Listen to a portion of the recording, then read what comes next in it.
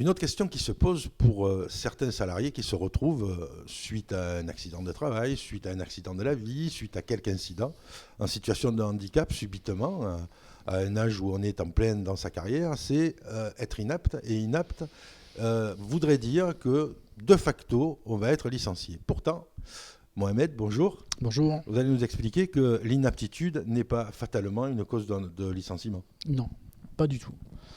Pourquoi ? Parce que l'employeur, quand il se retrouve devant un cas comme celui-ci, la première personne à aller taper à sa porte, c'est la médecine du travail. La médecine du travail a un dispositif de déclenchement qui va permettre, dans un premier temps, la reconnaissance du travailleur handicapé, le salarié qui est déclaré inapte. Une fois qu'il est déclaré inapte, reconnu travailleur handicapé, la deuxième chose qui se fait, c'est qu'il y a un contact avec la GFIP. Et alors, il y a toute une structure qui se met en place, ils appellent ça les IRP, les infirmières, les ergonomes, les assistantes, etc., les assistantes sociales. Et là, on vient réfléchir sur le poste de la personne. Et qu'est-ce qu'on va faire, qu'est-ce qui va nous amener à le garder, et quel est le dispositif qu'on va mettre à la disposition aussi de l'employeur. Tout à l'heure, vous parliez des 6%. Je ne vais pas rester sur un exemple, c'est aller puiser dans les 6%.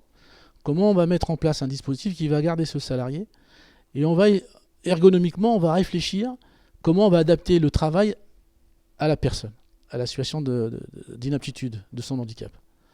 Donc, collégialement, vous avez la médecine du travail, vous avez l'employeur. S'il n'y a pas de RH et que l'employeur, c'est un dossier trop lourd, c'est le secrétaire du CHSCT qui s'en occupe. Donc Mohamed, encore Mohamed.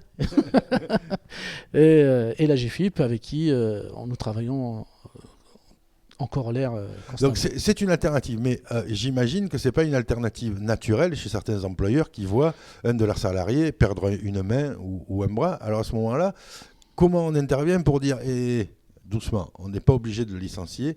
Quelle est l'action du CIHSCT vers l'employeur pour lui dire réfléchissez à 2 fois avant de le licencier? Tout à l'heure, on parlait des syndicats professionnels avec qui on travaille collégialement. Il y a une autre structure qui s'appelle la CPME aujourd'hui, ou le MEDEF, les représentants de ces structures-là, avec qui nous avons des contacts.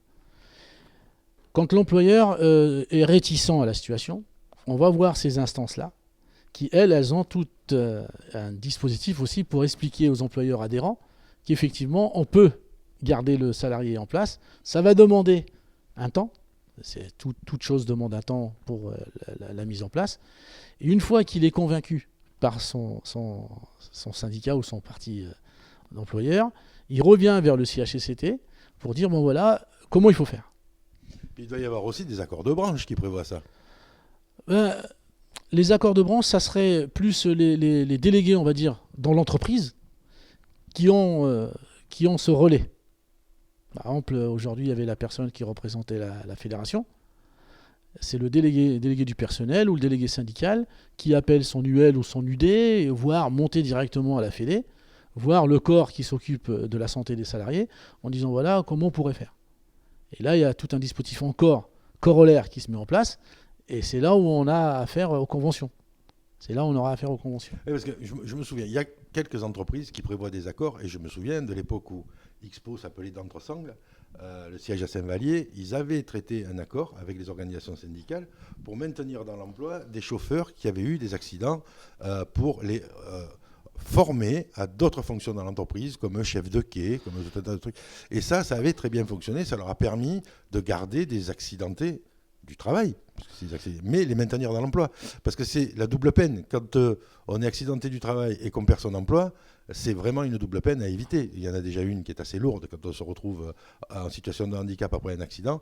Si en plus on se retrouve cloué à la maison parce que plus d'employeurs veulent de nous et que l'entreprise pour laquelle on a travaillé s'est séparée de vous, c'est réellement un coup. Et là, c'est un psychiatre dont on a besoin ensuite, tout un suivi psychologique, etc.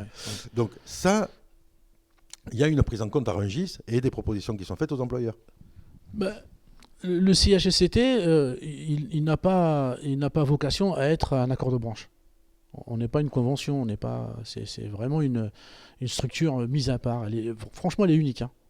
Le dialogue qu'on a entre employeurs et employés, c'est du dialogue de construction, c'est constructif.